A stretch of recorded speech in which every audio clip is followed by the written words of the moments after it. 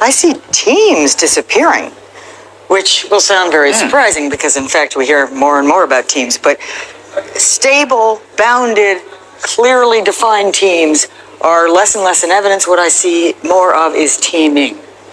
So teaming is a verb. Okay. Teaming is a skill. Yep. Teaming is an activity. Most of the work that is of any importance in organizations needs teaming to get it done. Okay. But it's not being done in stable, bounded, intact entities. One of the all-time great teaming efforts that I studied was the Chilean mine rescue of 2010. This was quite literally an impossible problem. There were 33 men trapped below 700 meters, that's 2,000 feet of rock, harder than granite, and no known technology existed, no known drilling technology, especially to be able to find and locate them. And the only way to figure this out was to get people from many different industries, many different backgrounds to show up and to work together to try things out, to really experiment on the fly with people they didn't know well at all.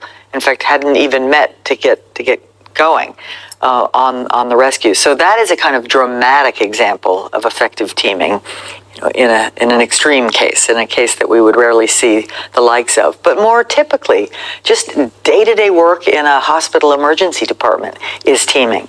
You have 24/7 operations, you have people with multiple different shifts, and they have to come together on a moment's notice to care for a particular patient, perhaps a kind of situation we've never seen before, and they often won't even know each other's names. They won't have worked together in that exact configuration before, and they have to get up to speed quickly and work seamlessly.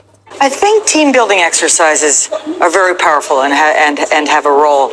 Although more and more we don't have time to go offline and do them. Okay. So we need to do the team building in the context of doing the work itself. So we're both working on the task and building the team as we go. So that means that the skill set an employee is going to have to change. How's it going to change?